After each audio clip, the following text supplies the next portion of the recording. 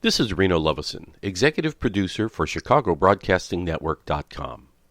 In this episode of our podcast, we are presenting a remix of an interview by Chicago-based journalist Brett Stewart that he recorded with blues authority Bill Dahl, feature writer for Chicago Tribune and the Chicago Reader, radio broadcaster, and author of the book Motown: The Golden Years, and more recently, Art of the Blues, a visual treasury of black music's golden age.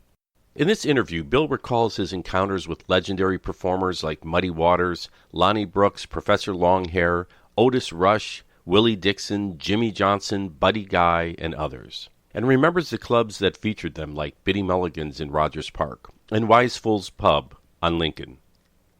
Bill Dahl has also had a long career writing liner notes for many blues and soul recordings, including one that earned him a Grammy nomination. At Chicago Broadcasting Network, we aim to bring you interesting information about Chicago people, places, and performing arts, as well as Chicago history, and this episode has it all. If you enjoy listening to content like this, don't forget to like, share, and subscribe to our podcast and our website at ChicagoBroadcastingNetwork.com. Most of our episodes are under 20 minutes, but this interview was so full of cool and unique information about Chicago and the blues that I found it difficult to cut too deep. So put on your headphones or crank up your speakers and enjoy this conversation with guest contributor Brett Stewart and Grammy-nominated liner notes writer and author of Art of the Blues, Bill Dahl.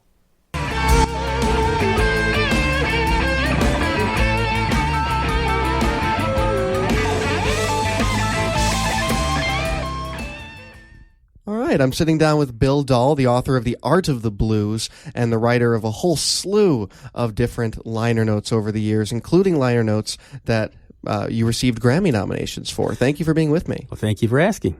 It's such a pleasure to sit down with you. I picked up your book about 2 weeks ago, and I was just flipping through it, and it's so fascinating. It's called A Visual Treasury of Black Music's Golden Era. And could you give me a bit of a rundown of how you came to creating this book and where the idea came from in the first place? Well, actually, the idea came from a company over in England. They're called they're book packagers. I wasn't even aware that there were middlemen like that in the business, but they contacted me, and they had different ideas for books, most of which didn't pan out, but this one did. It was just going to be a coffee table book about the blues. And it happened that my friend Chris James, who's a wonderful guitar player, blues player out in San Diego, actually, he collects ephemera of all kinds, and a lot of the stuff that you see in the book is from his own collection. That's why he's the art director on the cover there. And a lot of it came from his friends as well, and then the company licensed in a lot of images from Getty and other sources like that. One of the coolest chapters in the book is the one on the old ads from the late 20s and early 30s out of newspapers, and those were licensed from the Baltimore Afro-American and the Chicago Defender archives. Really? Wow. Yeah, so, and then once it was done, then that company in turn sold it to the University of Chicago Press, and they were the ones that actually published it. So it's a local, publisher, which is great. Right, absolutely. And it's a beautiful press. It's these wonderful hard binding and really thick pages and gorgeous prints. And one thing that really struck me when I was going through and reading it, and I know it was perhaps designed as a coffee table book, but I sat down and probably went cover to cover over the course of about an hour and a half, is that all of these images, even the older ones, are just so perfectly captured and preserved in this book, and I'm sure that's the aim of the book. Yeah, a lot of that was due to this friend of Chris's. He's a photographer, and he designed a little thing so they could take really crisp, clean pictures of the labels. A lot of times the label scans will look crappy, that you see in these. You can tell they just pulled them off of the internet or something like that, and Chris wanted them to really look good, and so his friend Todd did the photos of those. A light box, I think he called it. I don't know much about photography, but that's why they look as good as they do. So, Originally, when the packager came to me, they wanted to take it right up to today, but I thought, who is going to pay that much money? $35 is the list price for a book of pictures of blues guys from 2 weeks ago, or pictures of album covers that you could buy for $3 at the local used CD store. So I said, let's cut it off in the early 70s, and we focused mainly on pre-war and the early post-war stuff, which you're probably not going to be able to find. Even if you can't afford it anyway, so it's nice to have it in book form. Absolutely. Now, a lot of your career has specialized in the post-war music of soul soul and blues and Motown, quite a bit of Motown. Right. Could you give me a bit of a rundown of the type of writing that you were doing after you graduated Columbia College? Actually, I started writing here, believe it or not. Okay. There was a newspaper. It had the bluesy title of the CC Writer. Okay. And, I didn't name it. And so I started writing for that in 75, I think it was, doing blues stuff. I think it was a record review, a Little Willie John album. And I brought my album cover down to have it. You didn't scan it in those days. Well, I guess they took a picture of it and they wrote on it. Oh my God, I was horrified. They put like marks on it. Ooh, ruined it in fact. And so I when I left Columbia in 77, when I graduated, I should say, there was a paper that still exists called the Illinois Entertainer. And I could tell they didn't really have anybody doing blues that was any too versed in it. So I sent them unsolicited some record review they didn't print, but the guy called me up, the editor, his name was Guy Arnston, and he said, hey, you want to start reviewing records? It was late 78, I think it was. And I started doing a column for them and all kinds of, and I got to interview people like Muddy Waters and Albert King and B.B. King and Fats Domino, huge, huge names.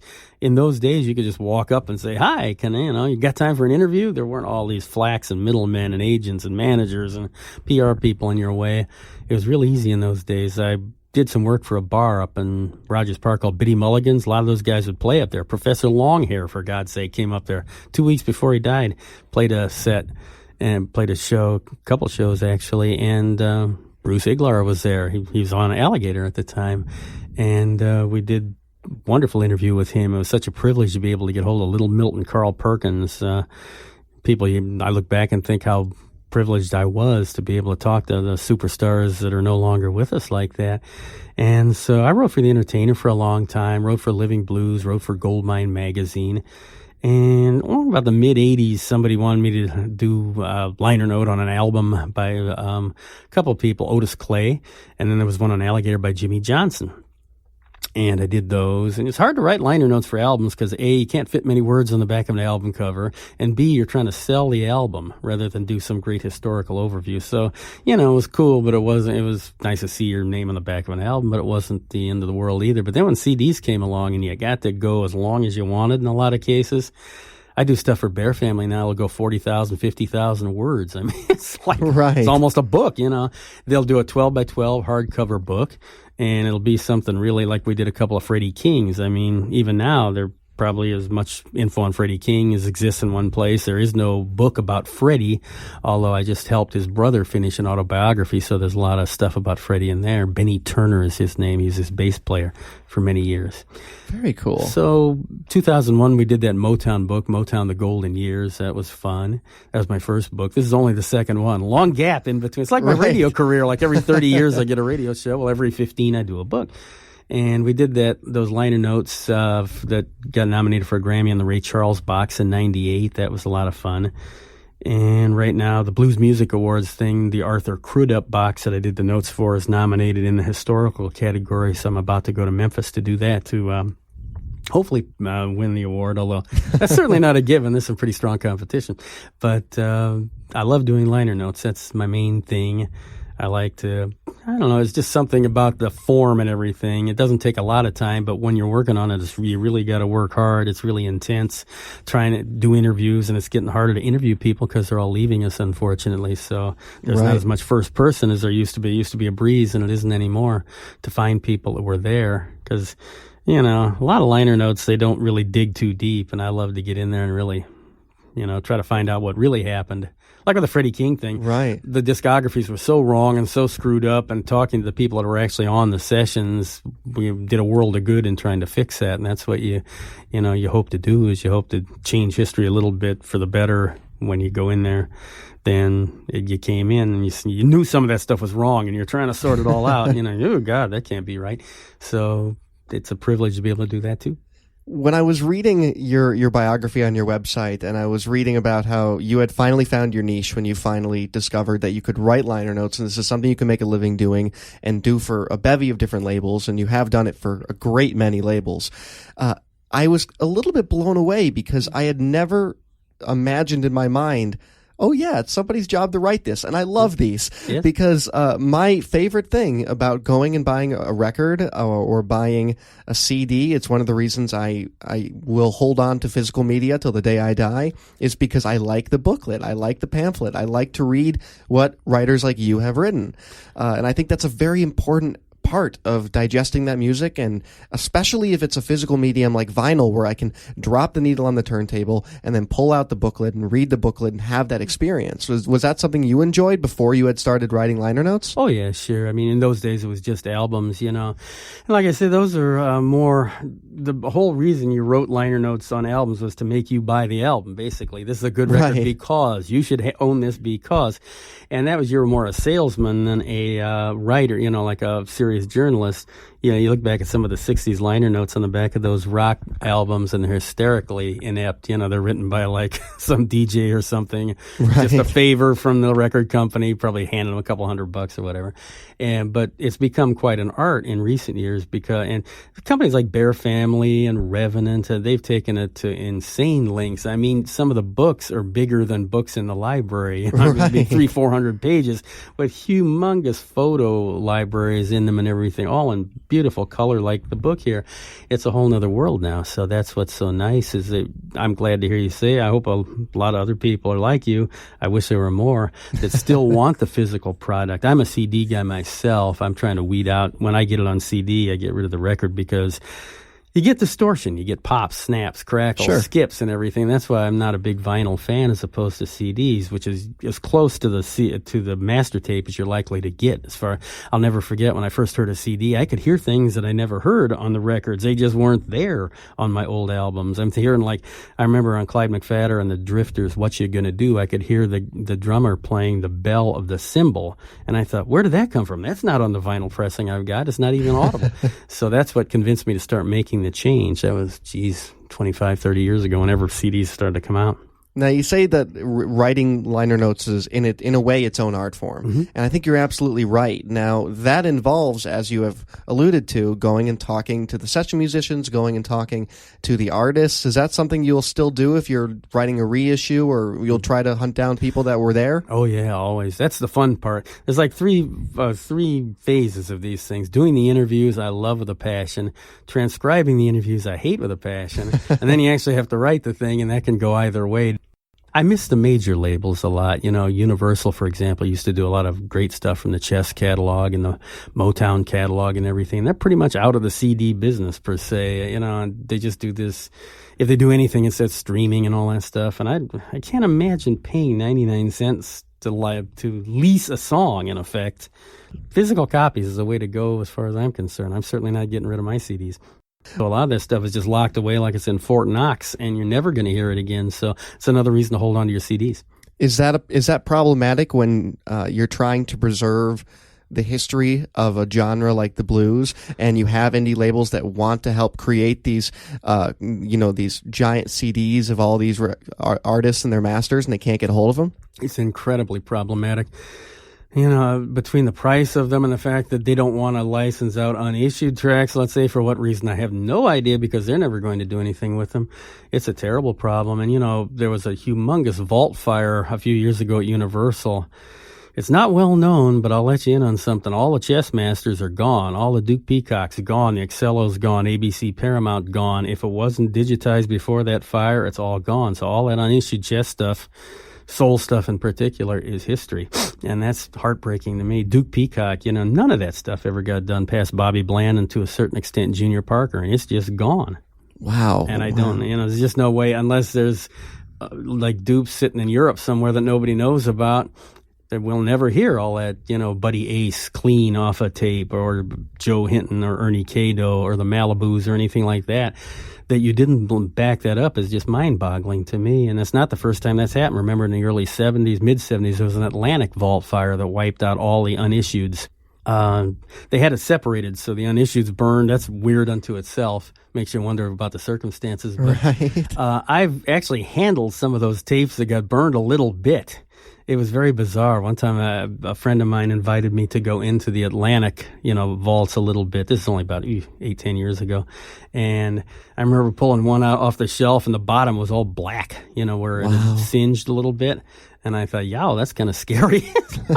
I did find some stuff that didn't burn, which I was kind of interested in, but they've never done anything with any of it either. You know, it's just like even the people at work there can't get anything done anymore as far as being, putting out the stuff. They just don't think it's worth the time to do 1,000 or 2,000 copies of something, so it just sits there in the vault forever. Right. So it's maybe not necessarily because the people who work at Atlantic or wherever don't want to put it out. It's just not commercially viable enough to make money on it. In their eyes, yeah. I'm, in the big people's eyes, you got guys underneath that are desperately wanting. I know one guy that's wanted to do a box set for years and years. It works in the vaults at WIA.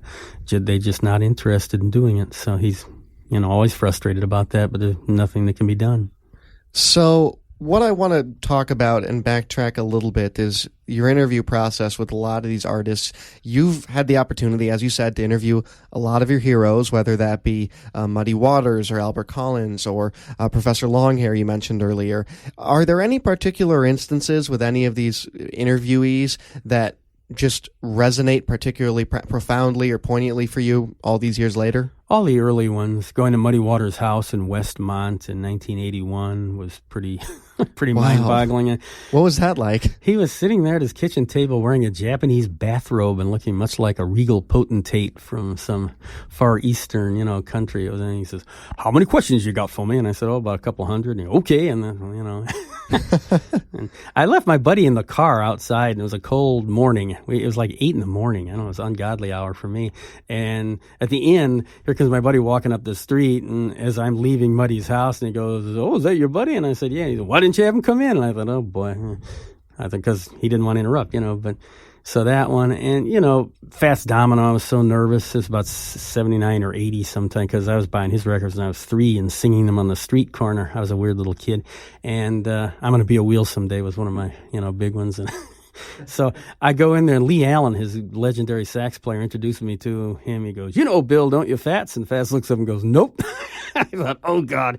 So I'm asking him questions really, really fast because I'm really, really nervous. And he's answering really short because he's very shy, believe it or not. And he had this cup of beer in his hand. He spilled it all over his red pants because I asked him too many fast questions. And now I'm looking down at his knee dripping on the floor. I'm thinking, oh, geez.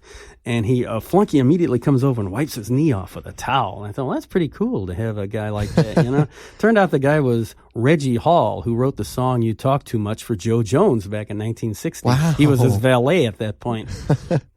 And he had a minor hit called "The Joke" in 61, I think it was, on Chess out of New Orleans there. So those, BB, that was my same buddy that got left in the car. He was with me that day, and he touched Lucille. I cringed. Oh, my God, don't touch Lucille. Oh, my goodness. BB didn't look too happy about that, but my buddy's a Columbia grad, too, incidentally, where he used to be on the radio together. So those guys, Albert King, he was kind of gruff a little bit. Carl Perkins was the nicest guy I ever met in my life. And he had this wig that came out in a little pompadour, and I remember being fascinated about that. So the whole time I was talking to him, I was really looking up there all the time at the way the pompadour came out of the top of his head. I hope he didn't notice. He asked me if I minded if he smoked on his bus. I thought, no. It's your bus. Do what you want. So, as time went on, you get a little less awed, I guess, But, boy, those early ones, especially because they were such big, big guys, just, I was in a state of constant amazement. Professor Longhair, that was the only time he came to Chicago and did a public gig. He had done a soundstage at Channel 11 once that I didn't get to see, in person. But Biddy Mulligan's had a dressing room that it was smaller than from you to me. It was like a closet. And so we were right on top of each other, and he was sitting there eating onion and garlic potato chips, J's. I'll never forget it. And he had dark glasses on, so I couldn't look into his eyes at all. But he was real nice. That's exactly how I would picture a Professor Longhair interview going, actually. Yeah, he was wearing that same blue jean jacket with all the little medals on it that he always had in all the pictures after he came back, He was real nice and pretty outgoing. I mean, so, I was a terrible interviewer in those days, just awful. I remember asking Martha Reeves of Martha and the Vandellas questions like, "So you did Heat Wave, right?" Boy, you're going to get a big response that, "Yeah." Good job, Bill. I listened back these early ones. Now I've become really good at it. So I'll sit there just like you got all your notes. Back then I thought it was really cool to do it without notes. Bad move, Bill. So you got the notes in front of you. It's a lot easier, honest. And, so if I don't get a question, I'll just kind of come back to it later on, circle back around, give it another shot, and maybe get the answer the second time around and get it right. It sounds like you have had experiences with some of your heroes that were really extraordinary in the sense that they seemed like they were also good people to you a lot of the time. I'd say about 90%, yeah. And I'm not going to name the ones that weren't. There were a few that were extremely disappointing, rude or just not into it or drunk or whatever. But the great majority of them, they knew how to, either they were like people at Motown were trained to do this kind of stuff. So they absolutely. knew exactly what to give you and what not to give you and just, channel you right into where they wanted you to go. And it was great. And then the folks that didn't do many of them were so excited to be doing them. Like when I did the notes on that series of Motown, they call them the Complete Motown Singles box set series. There was 14 of them, about 5 CDs on each. So you had about 80 CDs of Motown, every A and B. A lot of the rock bands the guys had just never done an interview before in their lives. Motown must have just not promoted that stuff at all. And so they were just excited to tell their story to somebody. The last lady I interviewed, who unfortunately has passed away since then, Michelle Aller, I don't think she'd ever even been interviewed, and turned out she was in The Lady Sings the Blues, a Diana Ross movie. Turned out she had been in a Mamas and Papas offshoot group called The Babies. Who knew? She had one single on Motown. She was just so excited to tell her story and everything. It was just a pleasure to speak to her, And that's when it's really fun, when you start getting a chill up your spine. You're thinking, geez, nobody's ever done this before. This is, virginal material here we're getting that would have been lost had I not call this person up. So absolutely, that's when it's fun. You feel like you're doing little historical stuff that's the right thing to do. Get it on tape, get it on paper before it's too late. And indeed, she passed away, a couple of years after that box came out. So I hope she saw it and liked it. When you look back at your body of work and all the stuff you're continuing to do, like this book, what resonates with you as this was the work that I cataloged, something that would have been lost, that sticks in your mind, that you are proud of particularly, if there's anything? Because there's so much of it.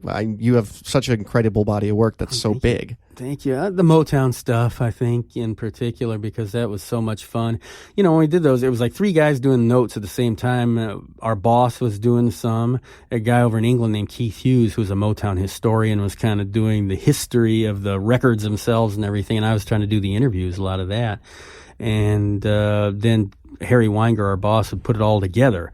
And I think it came out great because, that way it didn't read exactly like any one of us, but it was eminently readable, and it hit all the bases in effect. I might go too hot on quotes, let's say, where they'd put in more of the history part, the background that maybe I didn't have privy to or anything. So that one was a lot of fun. And it stretched out for years. I mean, we were doing those things for like 4 or 5 years.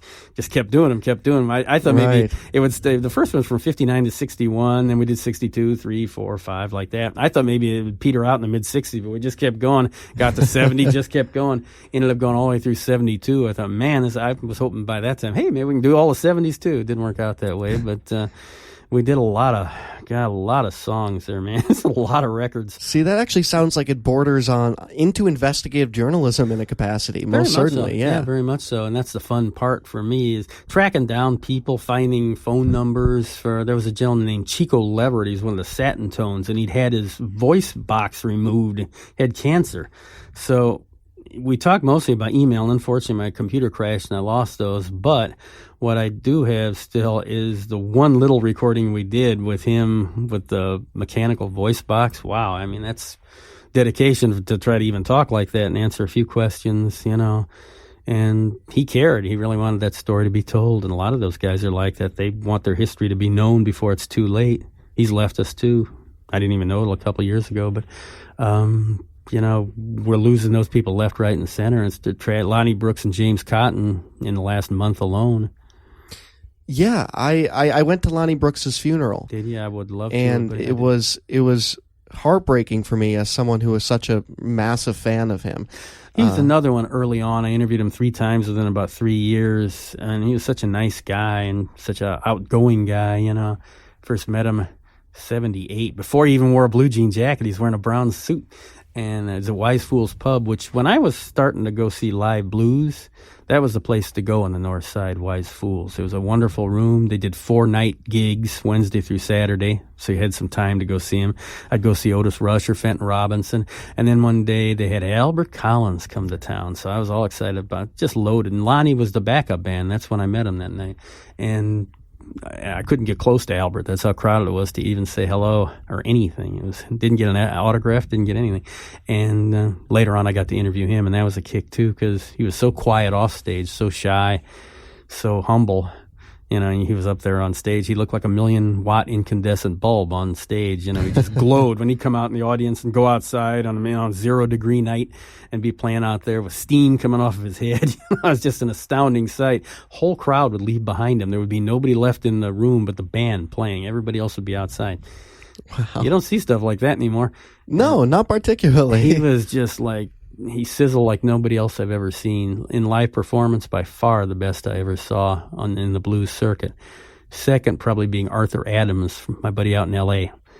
He's got that same kind of charisma where, people are just, he'll walk through the crowd too, and he's still with us, thankfully. Arthur's, he looks sort of like a big bear. He's a shaved head, big, he looks fierce, but he's a teddy bear, in reality, but he'll be playing and just people will just be dazzled by it. Great singer too.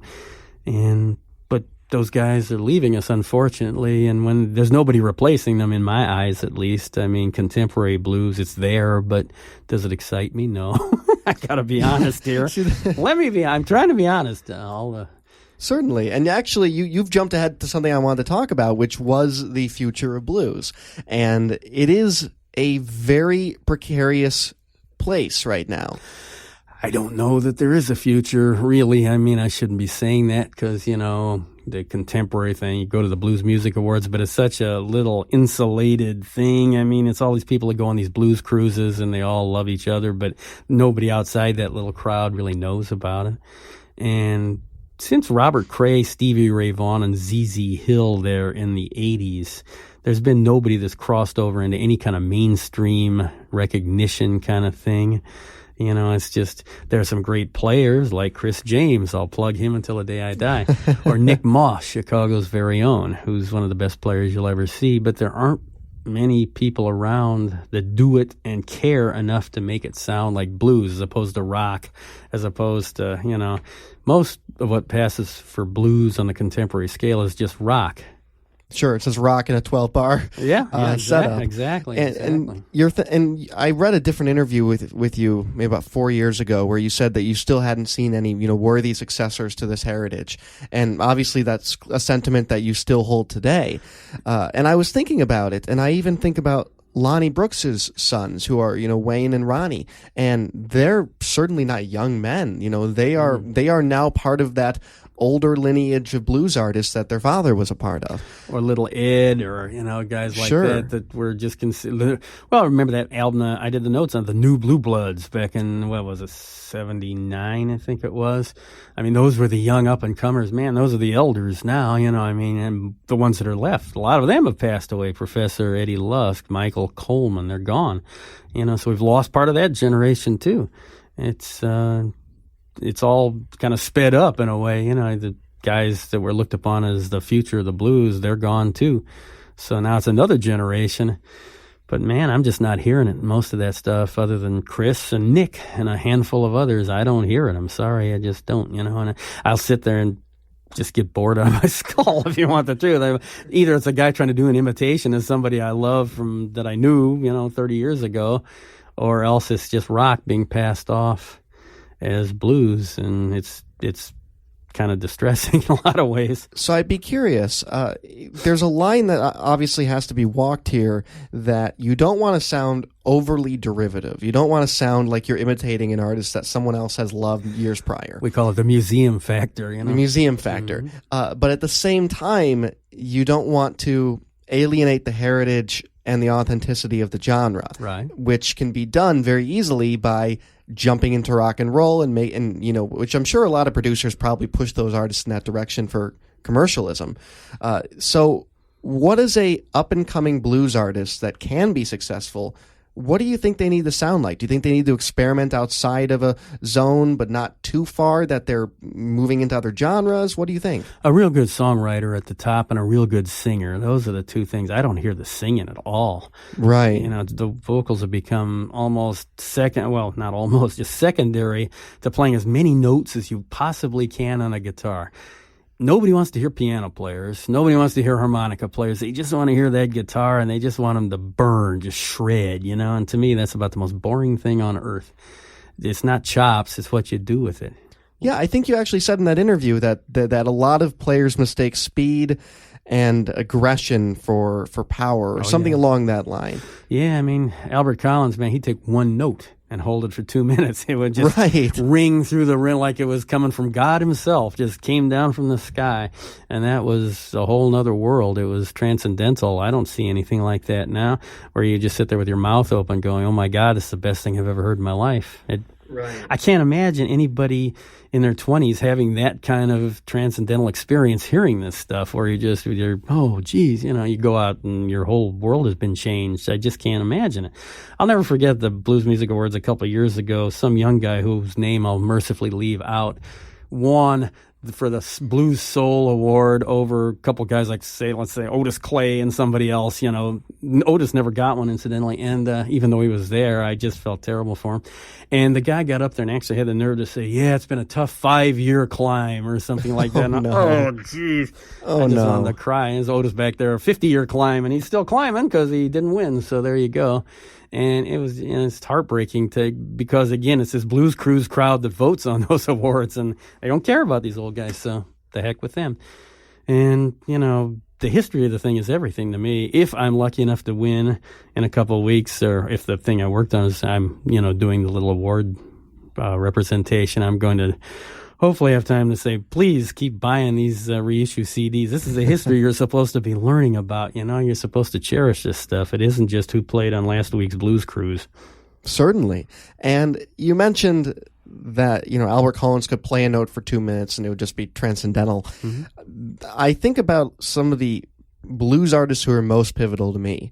And obviously, I'm 21 years old, but the first blues artist I ever listened to was Big Bill Brunsey. So I kind of went in a very weird, I navigated my route through blues very bizarre. And one of my all-time favorite performers, for example, is Howlin' Wolf. And you look at Howlin' Wolf; he was a vocalist. That was the primary instrument for him and the way he performed. That's why he was called Howlin' Wolf, because he was trying to sound like Jimmy Rogers and he was trying to yodel, and it didn't sound a whole lot like yodeling. And someone said he sounded like a Howlin' Wolf. And a lot of Charlie Patton in there too. Absolutely. He played serviceable harmonica and a little bit of slide guitar, but he certainly was no virtuoso on guitar. But even someone like B.B. King, who was a virtuoso on guitar, he would belt out a note and he'd hold that note and he wouldn't play while he was singing. Usually. He couldn't. He didn't have that. It always had to be a call and response thing. He was always kind of sensitive about that he couldn't accompany himself on chordal, underneath. He could only play the lead lines as a response to what he just sang. A lot of those guys were like that. Freddie King didn't play much in the chords underneath either. Albert King didn't either, because he was tune funny. Same with Albert Collins. They really couldn't play a lot of chords because they were tuned in odd ways. But that was, it was very much a vocal medium. That man wanted to tell you a story, whether he had an instrument in his hands or otherwise, whether it's a piano or whatever. Whole different world. Now it's just guitar hero bombast, and that bores me senseless. You talk about the way you came to it. I came to it oddly myself, because when I was a little bitty kid, I liked Fats Domino and Lloyd Price and the Coasters and the Drifters and Jerry Lee Lewis and Elvis. I never, ever liked the blues rock groups that most people my age came to it, the Led Zeppelins and all that stuff. God, that's, to me, is just horrible stuff. So I came at it a very odd way, too. But that's good, because it enables you to step away from that usual thing and come at it in a very different manner, and you probably learn a lot more that way than doing it, I got to hear Foghat and Aerosmith do, old Muddy Waters songs. Boy, that's not the way to do it in my book. But Right. But actually, you look at some of those artists, for example, Howlin' Wolf. I'll go back to him for an example. And Howlin' was an artist that was discovered by a whole different generation, because the Stones introduced a whole new generation to him, because they forced Shindig to let them bring him on. Right. And I think one of the unique things about the blues, and especially people who are younger in the 50s and the 60s, is that they would listen to a record, and it would often be by a white artist, someone like Elvis or someone else like that, and it would have a different name on the liner saying who wrote this song, because they would have a white artist do the song. Oh, yeah. And it's not like today where you can just go on Wikipedia and find who that songwriter was. So for a lot of people, that became a mystery. And then you could finally figure out, F Domino, who is that? Right. You can finally figure that out now, and that helps create that lineage in your mind of who wrote these songs and whatnot. Especially with Arthur Crudup in the case of Elvis, between the 3 songs that Elvis covered, That's All Right, So Glad You're Mine, and My Baby Left Me. That was everybody's route to Arthur Crudup. Nobody would have known about him back then without it, because he'd been forgotten entirely, unfortunately, by the mid-50s. He was already on his way out. It's funny too, that Shindig clip of the Wolf there. It's one of my favorite things is watching James Burton playing guitar behind him. Talk about a weird confluence of people in the room. Billy Preston on piano. That piano that looks like it isn't even operating, but I guess it was. And then because it's a live clip, obviously. And then you got Burton smiling the whole time in the background, getting a big bang out of playing behind Howlin' Wolf. Everybody's trying to figure out who that was. It was just Burton, because he was the house, guitar player. Now, he'd been with Ricky Nelson from 57 all the way to then and past then. So you're talking about a very strange confluence of acts all coming together to play great. I mean, Burton was one of the greatest guitar, and still is one of the greatest guitar players ever to pick up an instrument, to me. And of course, that was brought together by a bunch of young 20-somethings from England who thought it was really cool. Yeah. And that's one of the things I love about the British invasion, is that a lot of those guys, the Stones in particular, they wanted to come to Chicago. They wanted to experience it. Even recently, they released a blues record, which is an interesting record. I don't know if you've listened to it. I've not heard it. It's very interesting. But there's one thing I would say about it, is that it is undeniable that they love that music. Oh, yeah. That it's not a record they recorded because they wanted to make money off it. It is a record because they were in the studio, they decided to play some blues, and the mics were on. Named that one instrumental 2120 South Michigan when they recorded it there, which was nice. Probably a lot of people, that was the first time they'd ever heard that address in any way, shape, or form. But, I've seen the Stones a couple of times. I like their sound. I'm glad they didn't insist on playing behind Wolf on that clip, too. It was nice that they let the house band do it instead. And it was good, I think, when a lot of artists did do that. For example, the Beatles would champion a lot of African-American artists when they would go on tour, whether they had they in particular seemed to champion more of the girl group side rather than the Stones and the blues. So they would tour with the Ronettes and that sort of thing. But a lot of these white artists allowed people to experience African-American artists, because in particular, one thing I would like to ask you about is, have you ever, I'm sure you have a thought on this, when you look at the way Americans started to digest blues music, it seems like Europeans and Brits turned us on to our own music, because the blues is being made here. Not a lot of Americans were listening to it. All the British loved it. They were listening to it. We weren't putting, the first blues clip I ever saw with Big Bill Brunsey, When Did You Leave Heaven, is a BBC clip, because the Americans wouldn't put a black guy down in front of a camera and record him for PBS or whatever was available to record him on. And then when the British invasion came on over, they said, hey, this is what we got it from. We got it from you. I think there was a lot more down south than we're aware of, as far as young white kids, especially in the frats and all that stuff. They'd bring in a lot of those kind of acts, It's been said that like in the early 60s, you can, on Rush Week or whatever, down in those southern universities, you might find Hank Ballard over in that frat house, and James Brown over in this one, and down the street would be Doug Clark and the Hot Nuts, and so they were hip to it, but the mainstream certainly wasn't, and up north they certainly weren't.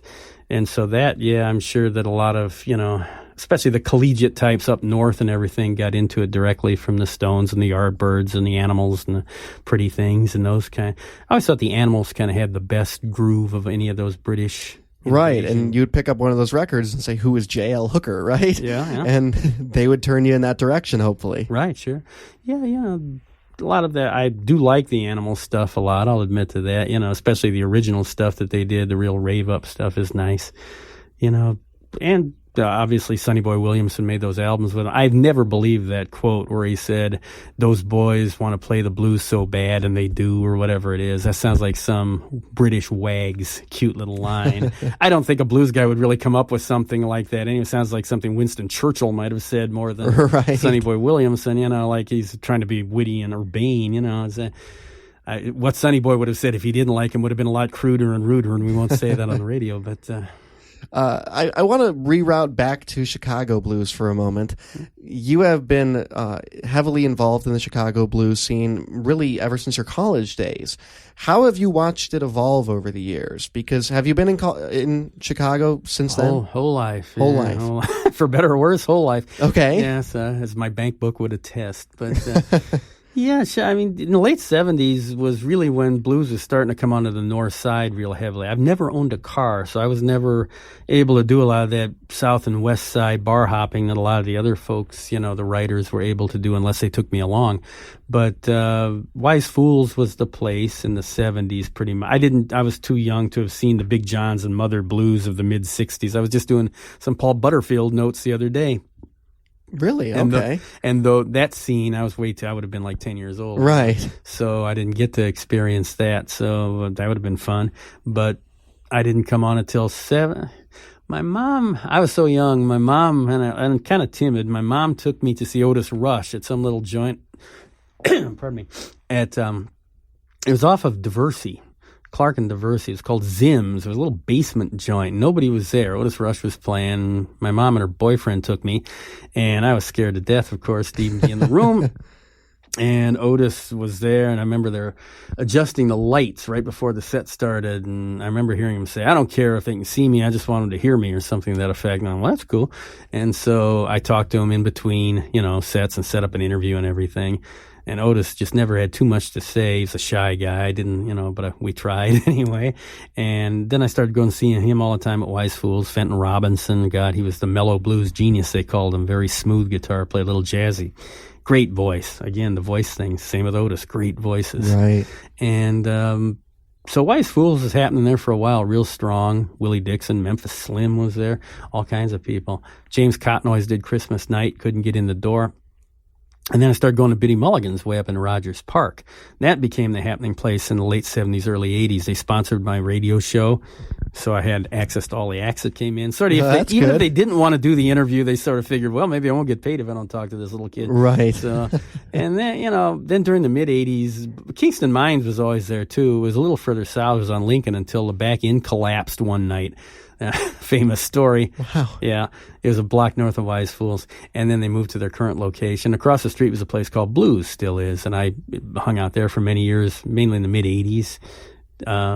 Did a newsletter for them and everything. Did a lot more interviews then. And that's a real nice room because it's so intimate and small. When you saw Otis Clay there with the horn section, it was pretty heavenly, I'll tell you. Right. They used to bring up the high rhythm section. There was this one summer where they would come up once a month. Oh, God, it was spectacular because, then the grooves are in the exact right. Southern grooves are a little slower, a little more laid back. The drums are a little more behind the beat. And to hear Howard Grimes on drums and to hear the Hodges brothers, man, that was killer. And that was once in a lifetime. Did the sound change over the years from? Sure. In what ways most notably, do you think? Rockier. Really? Louder. Okay. Less. There became they call it the set list from hell.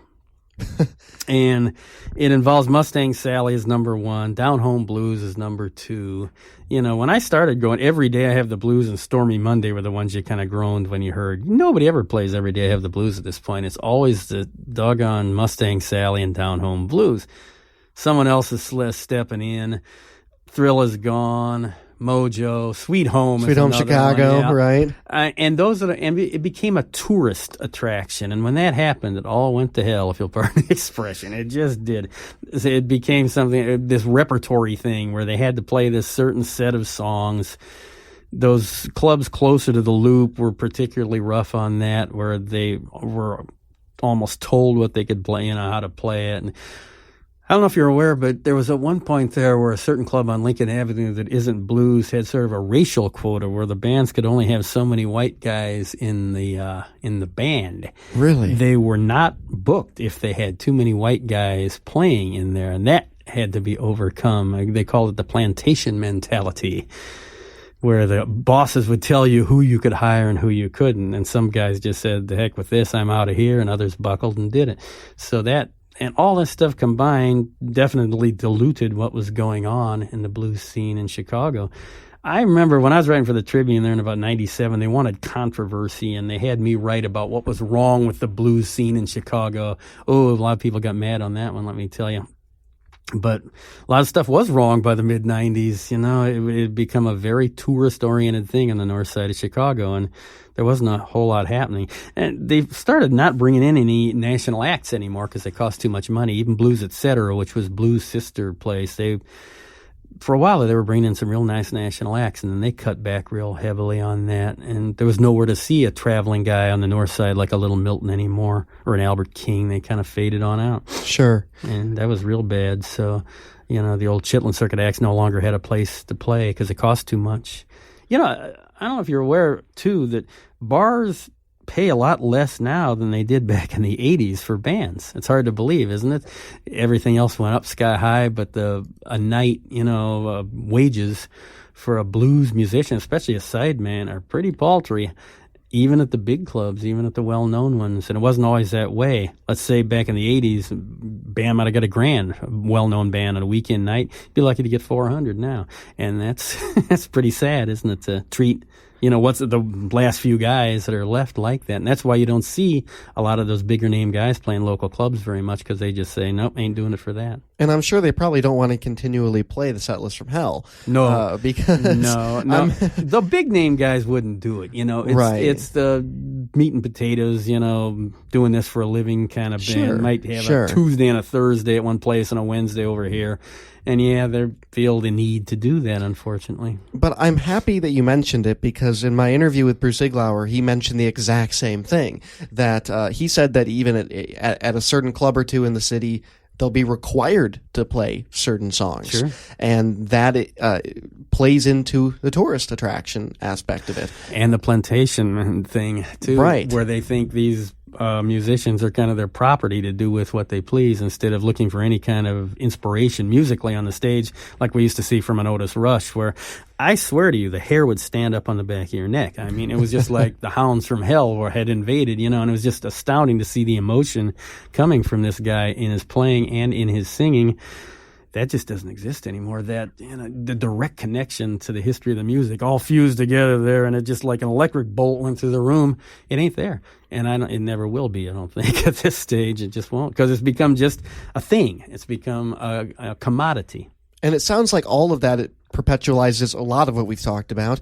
If there aren't going to be any artists to continue this legacy and continue blues and be authentic in their own ways and be the next person on the chain, it's one of the reasons for that is likely because if they go and they try to play at a bar and they're not yet a big name, they can't necessarily play their own songs because they're probably going to get pushed to play a lot of these cookie cutter songs that the tourists want them to hear. And that makes it harder for people to know your music identity. Mm-hmm. And then that perpetuates their inability to break out of that shell and actually become profitable and make a career out of it. It sounds like it's all connected in that way. Oh, yeah. And, there's another weird thing, too, where you've got pretty marginal guys being kind of lionized because they're the last ones left, I mean, there's one guy I'm thinking of, I'm not going to mention his name, that curses a lot and gets real raunchy on mic. And people just think that's the real deal because, man, this old guy, he's telling like it is. He's saying, words that start with F, and everything on mic. So that's really hip. No, that ain't really hip at all. B.B. King would never have ever done anything that crude. It's just silly stuff to please the little college kids out there that don't know. They come in with their dates and stuff, and they really want to, it's sort of like that, the scene in Animal House where they go in there and Otis Day and the Knights and doing the frat party thing, that's the mentality there. So there's a lot wrong about what's out there. And most of my heroes that are left are so old at this point that they're not going to be playing much out, I mean, one of the few gents left that from 30, 40 years ago I used to see all the time that plays on a regular basis at blues is Jimmy Johnson, who still sounds great. He's 88 years old. Wow. Plays all the way through the night standing up, looks great, sounds great, still sings great, got the voice as much as the chops on guitar and everything. But boy, we don't have many Jimmy Not Johnsons a lot. left. No, I'm thinking of Buddy. I can't. Eddie Clearwater. Eddie Shaw, who was just had major heart surgery, but he's back now. And man, I mean, from that era, from the 50s era, that's Jimmy Burns from a slightly later era, 60s. Started out as a soul singer, incidentally, and a doggone good one. Chicago doesn't necessarily do everything it can, at least in the view of many people, to help foster that community. About as far away from it as you can get. Aside from the Blues Festival every year, it's about it. Well, you're aware that they moved the Blues Festival into a much, much smaller part of Grant Park now, which to me is when I think we can say it officially jumped the shark this year. We're either going to have a lot of people say, oh, I don't want to do this, it's too crowded, or we're going to have a massive, just a cluster of people, and it's going to be miserable. Right. Either way, you lose. They've already killed most of the side stages. I mean, it's just insane to have done what they did. I think my guess is they want to kill it off, and this is the first step in doing so. Because it costs money to put on festivals like that. Oh, they lose money on it every year, yeah. They're not putting as much into it as they used to, though, by a long shot. When they had the BBs and the Bobby Blands and the Johnny Winters and all those guys coming in. So, no, the city does nothing to help the blues, just nothing at all. And now they've got this corporate Blues Hall of Fame thing coming. I'm glad that's on my paper here, because I wanted to ask you how you felt about the Blues Museum that they're putting in the Loop. I'd give it 2 years at the high.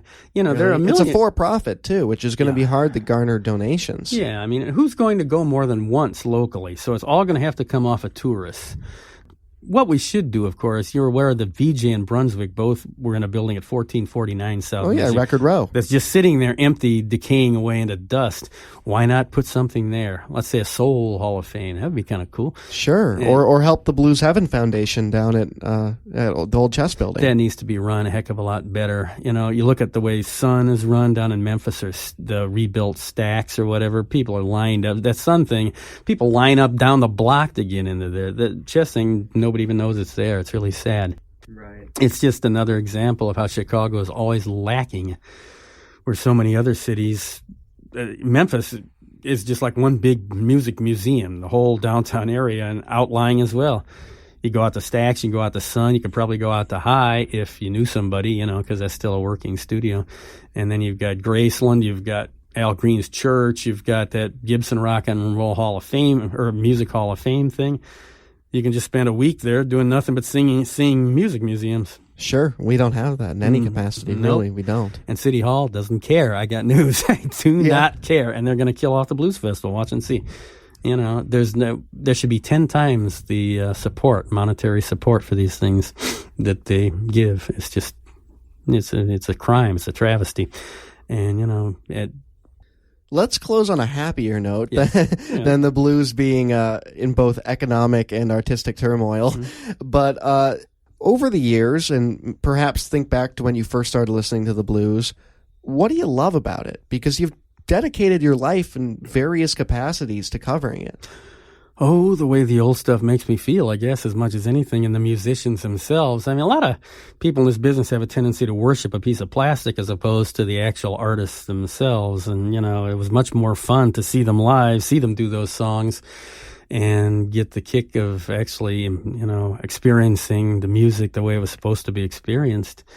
But, I don't know, it's not just blues for me. It's blues, soul, rockabilly, doo-wop, rhythm and blues, country, all those, the great umbrella of all those roots music, it all fits together for me into one, great thing. I can't imagine anybody not liking it, truthfully, but I guess there are plenty of them out there. But it's just the greatest thing in the world to me. At this point, it's about all I care about other than people. Is the music itself. And there's still, Bob Kester still has a record store out on Irving Park. He's still putting out records on Delmark. You've got Alligator. You've still got some labels. You don't have to buy stuff on eBay and Amazon. You can go out and shop and talk, meet other people that love the same kind of music you do. It's a communal experience too. The whole idea. You've got your record, your friends that love records, love CDs the way you do. You've got people to talk to about it and experience it with. So there's the friendship thing there too.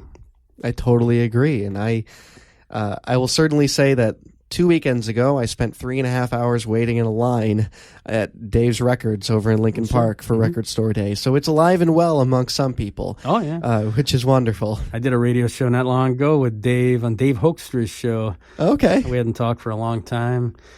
Yeah, I mean, there's no reason not to buy physical product, and there's certainly no reason not to go out to the clubs and support the music. You know, whether you like the blues rock stuff or whether you prefer the older stuff, it's out there, and it's not that expensive. And, you know, I can't imagine not having those connections.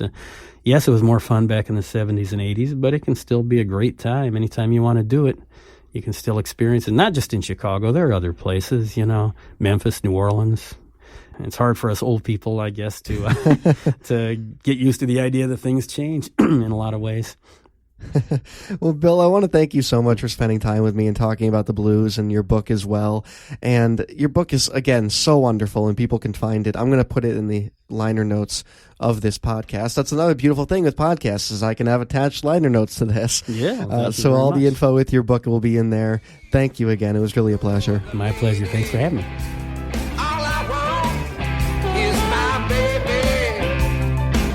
She's so fine, she's all mine, yeah, till the day I die, till the day I die. Again, my name is Brett Stewart. I have been your host. A big thank you to Bill Dahl for taking time to sit down and talk with me about the blues. I hope you enjoyed that conversation as much as I did. Be sure to check out his book, The Art of the Blues. It's fantastic. I love it. And also go on over to his website, BillDahl.com. Again, my name is Brett Stewart. You can find me on Twitter and on my website at BrettDavidStewart.com. Thanks for listening. Thanks again to Chicago-based journalist Brett Stewart for sharing this recorded Bill Dahl interview with Chicago Broadcasting Network. You can learn more about Brett at TiltingWindmillStudios.com or follow him on Twitter at IamBrettStewart.